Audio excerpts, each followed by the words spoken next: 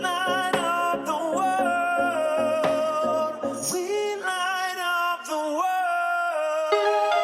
What's going on? I'm your host, Angel Yasmin. Thank you for tuning in each Thursday from 1 to 2 p.m. on Next 411 on IBNXradio.com. Today's quote is, "Life is tough, but so are you." September is Suicide Prevention Awareness Month. 1 in 4 people live with a mental health condition. There are people out there, which means that someone you know that's close to you, right in your backyard, has probably had thoughts of suicide, contemplating suicide, or it may just be you. We never know what's going on through a person's mind, so it's imperative that we recognize that suicide is a very serious problem, and the rate of suicide among people is on the rise daily. People who consider suicide often feel like there's no hope, they have no love, they feel trapped, they feel alone, they feel alienated. When something like this happens, it affects not only your family, your friends, but it affects the community around you. This month, my prayer is that we help raise awareness because we all can help prevent suicide across the nation, even inside your own home. It's important to reach out for help, and you are never alone. If you know someone, and if you're feeling like you have suicidal thoughts or you have somebody that you want to help prevent suicide, please take out your phones and call 1-800-273-8255. I want to welcome our special guest today. And first we have Dr. Asha Dickerson, who is a national certified counselor, and Rashad J., who is a motivational speaker, chef, and actor. How are you? What's going on, guys? Hey, thanks for having me. Thank you guys for coming on this very taboo subject. I know it's not very easy to talk about, and a lot of people don't even want to bring it up. But my first question, I'm going to start with you, if you don't mind, Dr. Asha. What are some common mental health conditions that affect the mindsets of people every day? So let me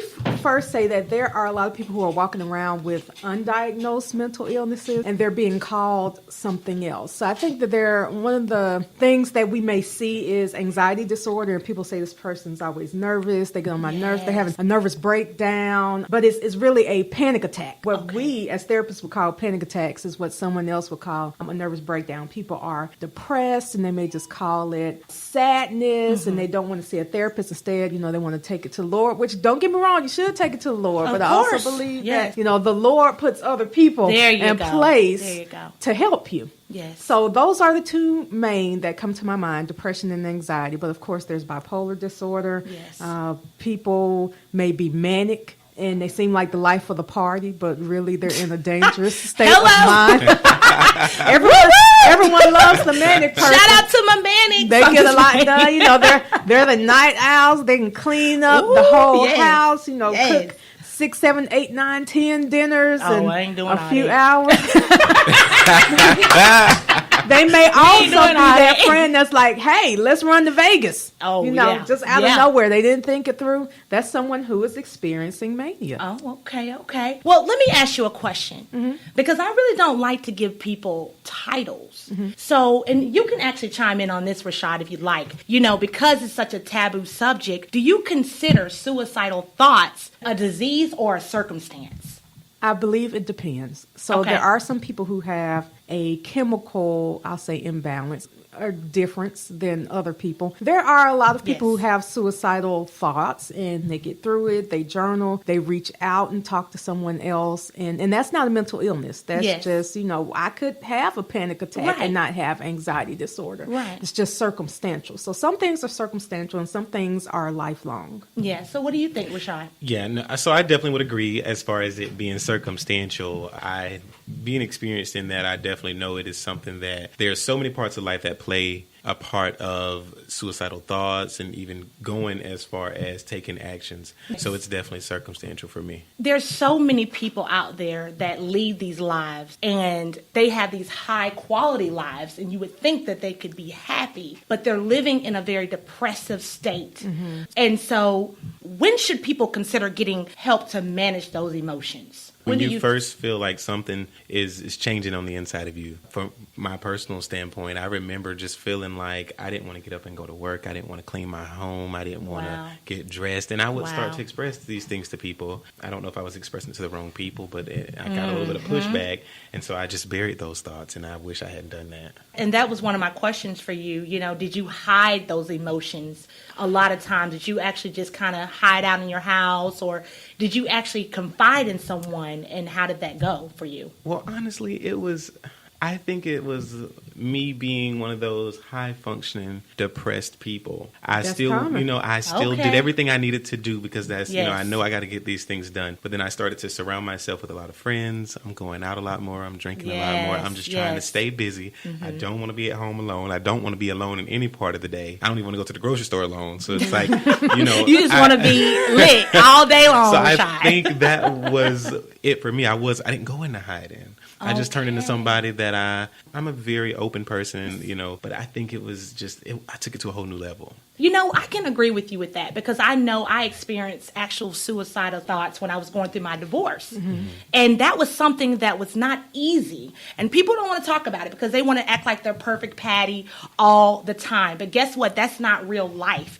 You need to face those type of emotions head on. Like you said, you don't need to always take it to the Lord. God places people here on earth that you can seek help with, therapists, doctors, counselors, your pastors. I mean, they're right there. And there's some people that you can actually confide in, but you have to pick those people out because it's not easy. You said something very important when you said that you got some pushback. You said you talk to people and it's no telling what people want to give you 100 reasons why you should be happy. Right, there you go. Like, So, all day on social media. That's listen, all we yes. see. Happy, happy, you're, happy. You're so blessed and you have a house and you have a job and there are people who are suffering with X, Y, Z. That's not to discount what's going on in someone else's life, but that doesn't mean that you can't be sad. Yes. So that's the good thing about going to see a therapist is they have a non-biased opinion. They're not going to say, "Oh no, you should just be happy," and let's just pray about it. There and you through it, go. or Yeah. stop Right. complaining. They're not going to give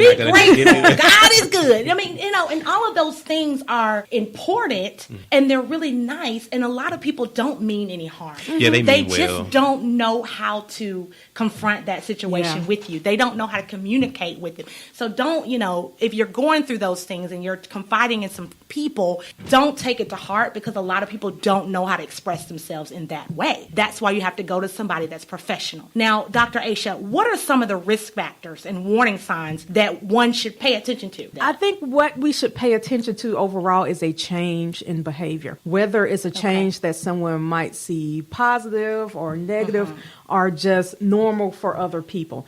One thing to keep in mind when it comes to African Americans especially is that depression can be exhibited as anger, not as sadness.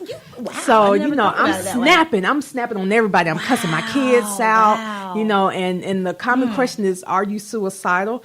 Yes, you could be, but also consider are they homicidal? I love myself. I wouldn't do anything to myself. Right? Yes. But this person over here, if they do one more thing, I'm going to go off. So African American men, they may go to therapy and instead they're told that they need to go to anger management counseling. You get an anger management counseling book and you get an anger management workbook and you go and they need to be on antidepressants or they need to be seeing a counselor regularly. Yes. But another thing to keep in mind is that you do not have to wait until you get down, until you have an issue to see a therapist. We could be proactive. There you go. Yeah, I'm an advocate for that. It doesn't love have it. to always be a bad circumstance, Rashad, I just want to say thank you for being here because I know this is not the easiest subject to talk about. Right. And I'm so happy that you were open. Actually, I called this guy for somebody else. He's an assistant for somebody else to get on my show. And we just started talking on the phone. And I was like, Rashad, get your booty on the show. Let's do this. We celebrate you today because you are a victim of suicide attempt. Yes, I am. Tell us about your experience with suicide. So it's been about 3 years. I think it all started with so many different things. Going to therapy helped me, realize a lot of these things. Mm-hmm. The bulk of it was a lot of childhood trauma that I went through. I think that sometimes, parents and family members don't realize what they project onto kids and what they put kids through. Mm-hmm. Because there are certain things that I remember from my childhood that when my mom and I became a lot more open about these things, she had no idea that this is something that was engraved in my memory and engraved in, my heart. It was a lot of that. And it was a lot of just transitioning from childhood to early adulthood, sense of no identity. I had no idea who I was, what I wanted to do, no direction. And then I think it was once I tried to find the direction, it was a sense of false contentment. It was almost like you said earlier, oh, people look at it like you have a nice house, you have a nice car, you have a good job. They're looking at the external. And they think that it's all okay. And at one point, I was making almost 6 figures, living in a very nice apartment, driving a very nice car. Nice. And everybody would always look up to these things and say, you know, oh my God, you're doing amazing. You look good, you know. And it's like, I didn't feel it. Right. I wasn't completely unhappy at this point, but I was also just searching for like, what's going to truly put that smile on my face every day when I wake up. So after searching and just going my early 20s, I would get a job. I didn't like it. I would quit it. I'd get another one. I would quit it.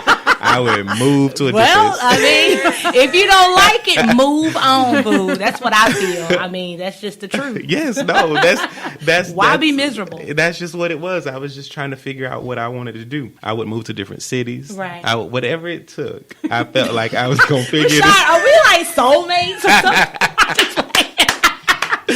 No, I'm so serious. Like, and it is just because I've always believed in putting my happiness first. Right. But now I know how to truly do that. Yes. Back then, I just was like a hamster in a cage. Okay, and then it just got to a point where it's like everybody around me, when I'm telling them, I don't like this. This is not the life that I want to live. I'm not meant to live this life. I don't feel like, prime example, I was at work one day and I was telling my coworkers and we were friends.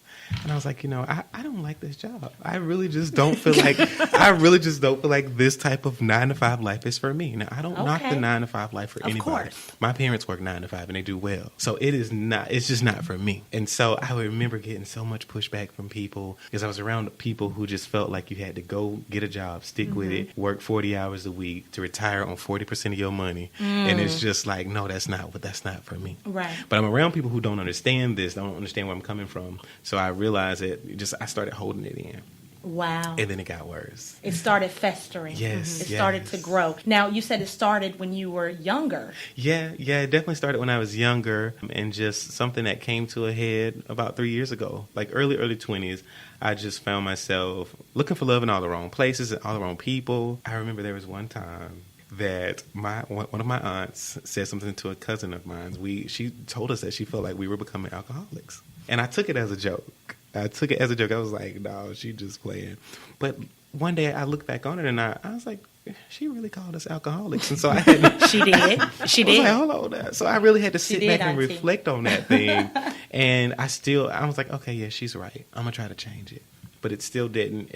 It never changed. I got to the point I was going out every weekend, and I mean Thursday, Friday, Saturday, Sunday, getting up to go to work on Monday. I'm partying, and it looks good. And social media is one of those things where, you know, you're showing all of this kind of stuff. And staying everybody drunk was like the thing for me when I was going through my... So, I mean, it's a way to escape the reality instead of facing it head on. No, it is. You know? It is. It was always like an escape. But when I became sober and I had to go to work on Monday morning, it was like being hit by a Mack truck. I know. It was just like... That's why you didn't like your job, because you was hungover. Listen. You just wanted to party. I'm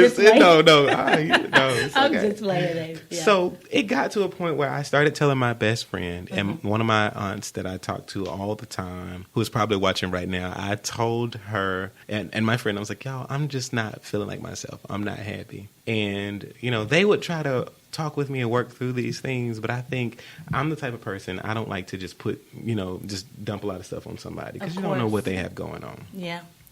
So I still ended up keeping it into myself, and just to move on through the story, for about a week, I would call out of work, and I'm a neat freak. I have OCD to the 10th power. I would stop cleaning up, and I went out to dinner one night, and the next morning I was going to heat the food up. It was shrimp and grits, y'all. It was in a to-go plate, and it was like hanging off at the counter a little bit, and I knocked it over, and I just exploded all over a plate that I knocked over. Grits went everywhere, shrimp went all over the kitchen. I left that food on the floor for like 4 days. I stepped over. Something into me had snapped, and that was the moment that I was like, I'm tired of this. The life that I'm living is not what I want to live. I don't know what else to do. I don't know who else to reach out to. I was like, I didn't really ask to be here. That's the hard truth. I was like, I ain't asked to be here. I don't even want to deal with all this. And don't get me wrong, I'm talking about my childhood traumas and things like that, but there are also mistakes that, I made in my early 20s. A lot of things that people in their early 20s do. Yeah. And there were a lot of mistakes that I made and I just had to deal with them. So it's just like all of that together, I was just kind of done for. There's one specific night I called 4 different friends. Nobody answered. I had one friend call back. I will never forget. He told me, he was like, well, you always okay. You always come out on the other end. He was like, everybody looks up to you. You're going to be okay. You always okay. But people don't understand. Superman gets tired too. Yeah. Mm-hmm. You have to check on your strong friends. You do. Because I was done for it. I was just over it. And when I got off the phone with him, he said, I'll talk to you later. And I said, bye. And I never tell people bye. I don't believe in telling people bye. It's always a see you later. Yeah. But he said, I'll talk to you later. And I said bye. And I said it with an intention. I got off of the phone with him. A lot of the details I'm gonna choose to just leave out of the story. But I just decided that at the end of that day was gonna just be that. Okay. And I remember what I was watching on TV when I decided this, what I was wearing, what I did to I guess get ready for these things. But I couldn't do it. I kept thinking about my mom and my grandma like over and over again.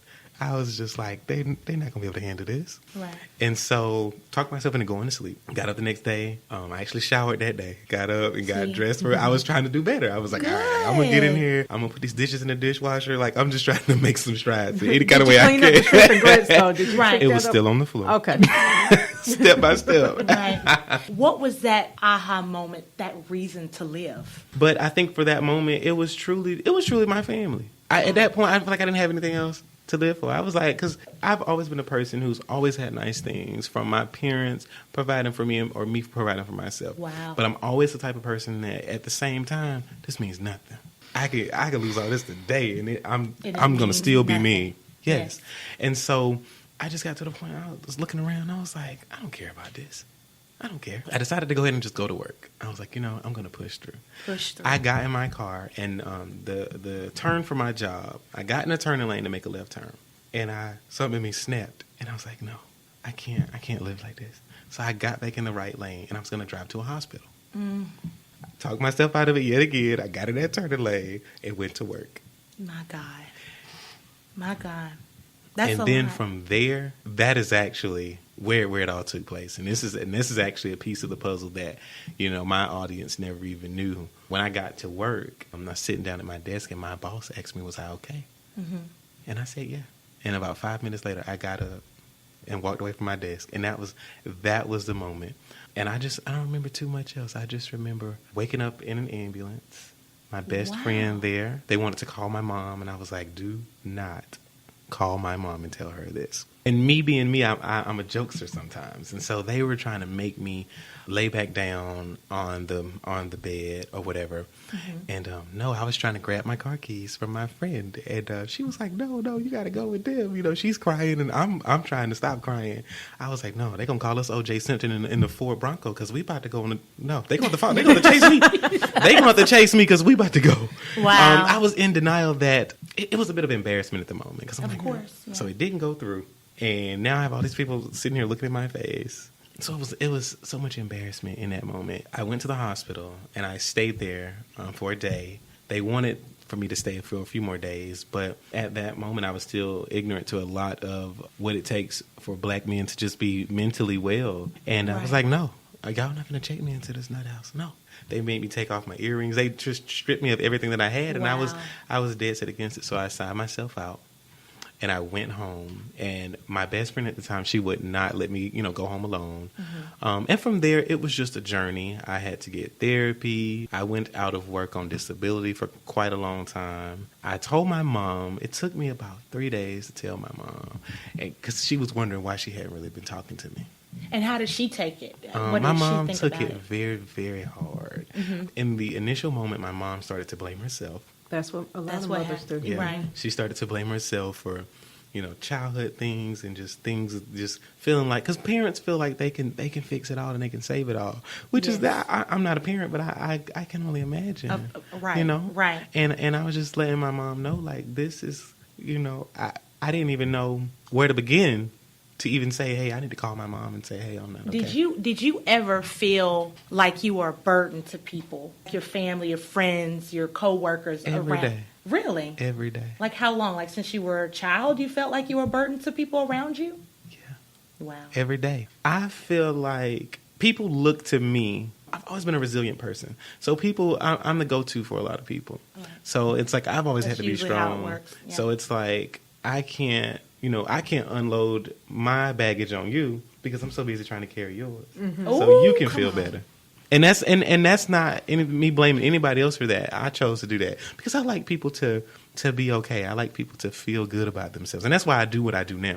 And that's why a lot of people that do struggle with these mental conditions, and I don't like to call it that because anybody can go through a depressive state. All of us can actually say that we've had a moment, a very low moment where we're like, oh my gosh, it's the end of the world. It's crashed on top of me. But when you have a person that is resilient and they're always somebody that you can look up to, those people do carry a lot of weight of other people. And those are the best advisors because they want to help and they're so compassionate because it's only from experience. But because I know and I have gone through my journey to try to find peace and happiness, and God has given it to me. Yes, he has. But every day it's a struggle because why? We are so compassionate. We have those big hearts and you feel the most. Am I wrong or right? You are so right. I know I'm right. It's because it's a I know feeling. it. It is Yeah. definitely something that for me, I do feel like part of my life's purpose is to push people and to inspire them. Absolutely. I've always felt like that, but I didn't know to how. pour into others. Yes, to pour Yes. into At others. some point, you're empty and you're still just pouring. Yeah.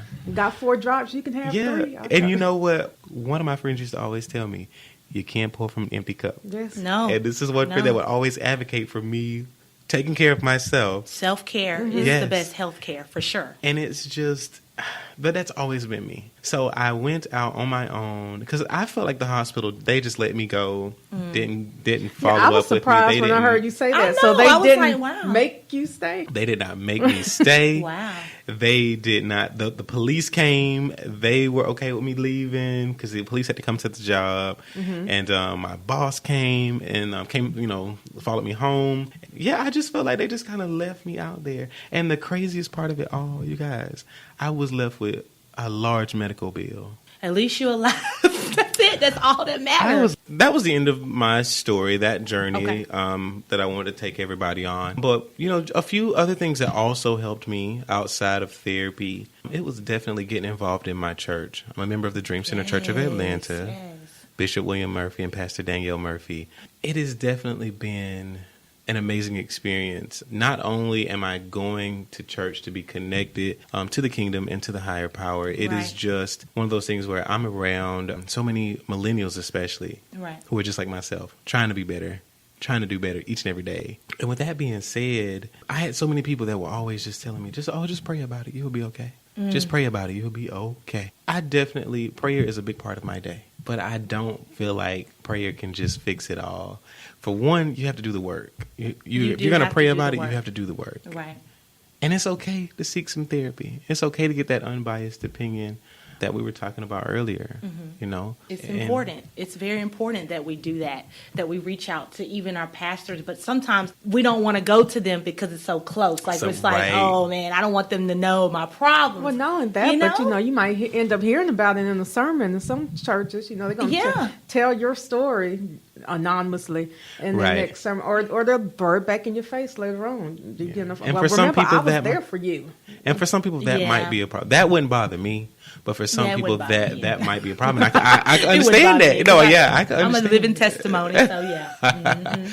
Yeah, no, I definitely can understand. It is also a thing where now I like to journal. I like to write, whether it's in my notebook, and I actually have the notebook on the floor over here, whether it's that or in my computer. I have to journal. I like to get these things out. Mm-hmm. Yes, you have to get it out. Even when you take a walk, 15 minutes a day, 5 minutes a day, doesn't matter. It releases the endorphins in your body, those positive vibes outside of yourself. If you get out in nature, nature's the new club. Now, instead of going to the club, getting drunk, you should go out there and enjoy some nature, detox from the matrix. Listen, like, it's so much going on out Angel's here. Instagram.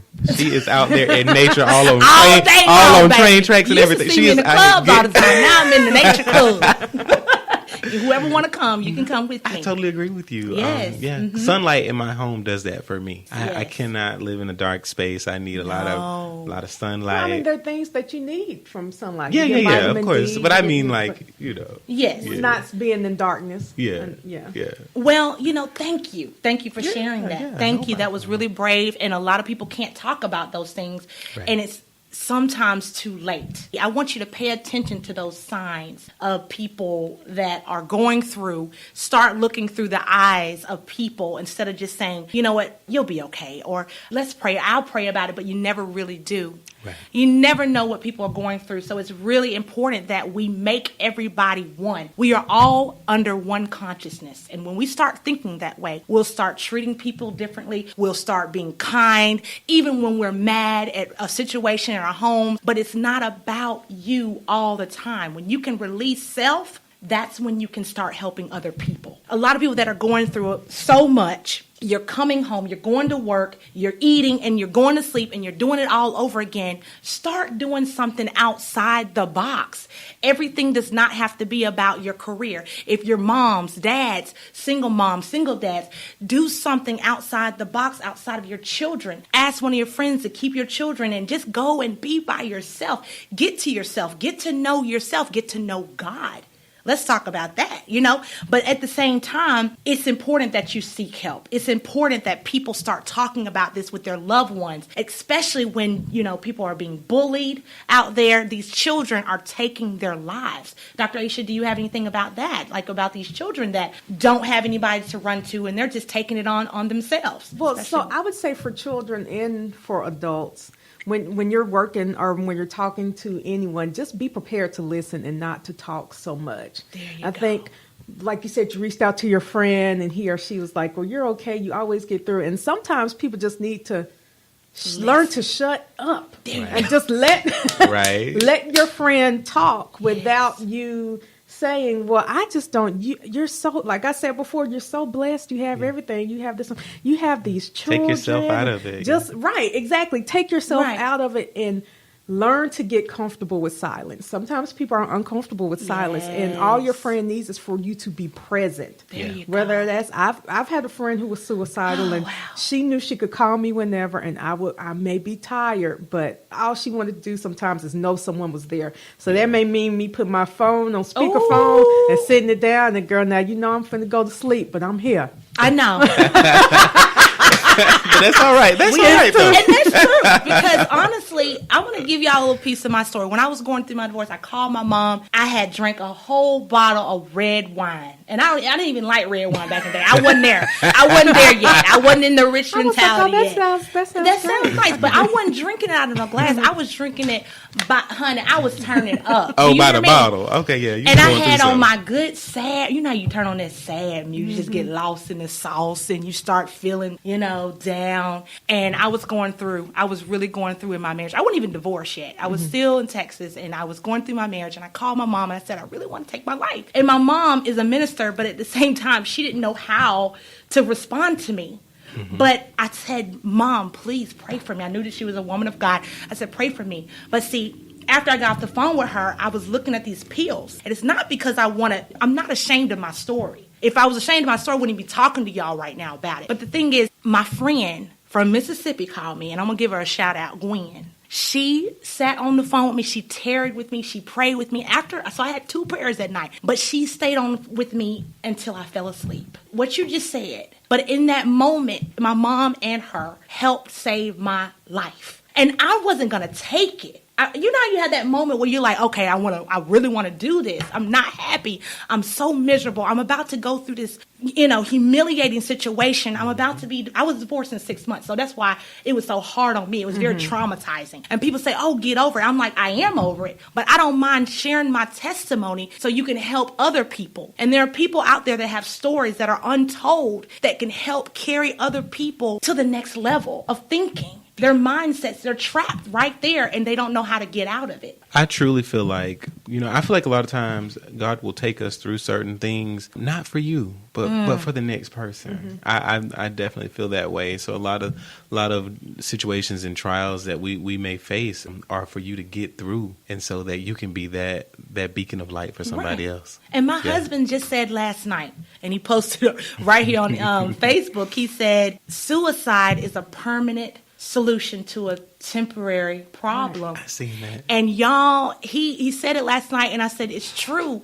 because I'm so glad that I didn't take my life, because it's so many people that you can help. Like Rashad, you're here right now. You don't know how many people are going to hear this worldwide. You don't know. There's listeners all the way to Canada, to Africa. You don't know who's going to hear this, that you could potentially say that you helped save them.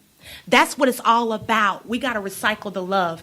We all go through transitions in our life. We all go through the process in our life, but it should never be so hard where you cannot say that your life is valuable. You don't have to go through this alone. But Dr. Asha, what are some things that they could possibly do if they're facing these type of situations in their life? Number one, stop and realize that you're going to always be adjusting. And if you're one that's not comfortable with titles, I tell clients all the time, your insurance is going to make me give you a diagnosis, but just to let you know, you are. Come on, doctor. If you don't diagnose, the insurance is like, look, if you want to get paid, you're gonna put a diagnosis on here. But a lot of people may be suffering with what we call adjustment disorder, and it's something that I believe was put in place just because some of us struggle with adjusting more than others. And like you said, putting your story out there can help other people. Now, some people are real turned off about people putting their business on social media, but what I've seen is that I'm not either. You could be helping someone else. Oh, you have no idea. That's what the there are people who read that and say,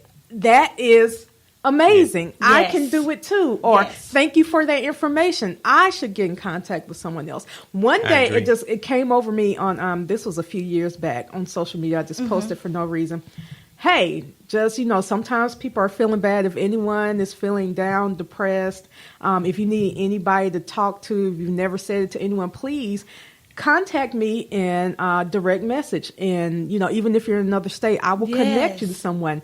I got over like 10 messages in 1 hour. And I was like, okay, I'm going to connect you to a therapist. I can, connect you to some financial resources. Because keep in mind that being in poverty is also, to me, a mental health issue. You think, no, I do believe, I believe that's a mindset. Being poor will mess you up. Being poor, depending on how you handle it, being in poverty it will do it. Exactly. I agree. So, sometimes people just want to know that someone else is there. And now that doesn't mean that you bog yourself down with everyone else's problems. No. Realize that you are not necessarily set your boundaries. The right tool for the job. Right. And that's okay. That's why it's okay to say, I'm listening, and now I'm going to refer you to someone else. There you go. Yeah. We're going to refer you to Dr. Asha Dickerson. And I'm booked up, but you can contact me. Okay. And I have many other wonderful therapists that I'm happy to. So I'm also a counselor educator, and I have a lot of supervisees and former students. Come on, my black more than happy to refer. I love it. I love it. It's a black girl magic in this room. All in this room. Ain't it? Look, I had to take my schedule's full, but I will get you to someone that I would personally refer my own family members Absolutely. to. Oh, and I will also tell you who to avoid. Keep it real. Okay. Tell people what ignites you to do what you love on a daily basis every day. So I started my career working in child protective services, and being able to see decades later that a child who had trauma, who was maybe not raised by their parent, who I saw go through so much, now be a completely different person today. Seeing just the short transition in a few years is what made me go into doing counseling in the first place. Right. And then seeing it now, what I in my mind is like my lifelong longitudinal study. Seeing how it happens decades later really empowers me to continue to want to do more. If I counsel 10 people and 2 of them turn out okay, I feel like I'm winning. We can't save everyone. But I also know that I can never take credit for their successes, and I cannot blame myself for their failure. Oh, they have to be able deep. and willing to do the work themselves. Absolutely. And tell people about your show on Oh, IBNX yes. Radio as well. Put that plug 2 in. therapists and a microphone with Dr. Yes. Harrison Davis. Okay. We come on right before this show every other Thursday. Yes. And Amazing. Rashad, tell people like what ignites you to do what you love on a daily basis. So I think that this, suicide awareness is something that's very important to me. And just to take it on a bigger scale, I truly feel like it's my life purpose to inspire people. I'm also a chef and I'm also an actor. Good I chef. feel like my way is to inspire and to motivate people a lot of times through entertainment. So just, having that fire and desire for people is what keeps me going each and every day. And I love to cook. And you can cook, honey. I thought you were going to surprise us today with lunch. I was like, get my mouth ready. I was like, ooh, we about to I get would have some loved that. But, I don't love to cook. I honestly Nah, wanted you to. text me and said. I honestly wanted to, but I have been booked all morning long. I might not be booked like you, doctor, but listen, I've been booked all day long. I wanted to, but I got you guys. Well, tell I them got how you they can guys. find you online, internet, wherever you are. Yes. So you can find me on Instagram at therashad.j. So THERASHAD.j. You can also find me on Facebook and Instagram as well. Taste Buds ATL. Yes. That is That's my so hot. catering company that is launching right now as we I'm speak. so excited. Yeah. Give them a hand for that. And how can we find you on Instagram as well? You can find me on Instagram at Dr_ASHASD. That's Dr_Asha And you can find our show at 2 TM Show on Instagram. Or you can visit my website, www. Would people still put the W's in the front? Yeah. Asha Dickerson. I'm old school like this. AshaDickerson.com if you want to contact me about going back to school, getting therapy, any of that. All my contact information is on that site. Well, I really appreciate you guys coming in and sharing your stories. This is very important to me that we get the word out. So I really do appreciate you taking the time out. And thank you guys that are joining in live with us. Stay tuned every Thursday from 1 to 2 right here on Next 411 on IBNXradio.com. All right, guys, I'll catch you next week. I'm getting real hot up in here. It is. It's All right, because we're fired up.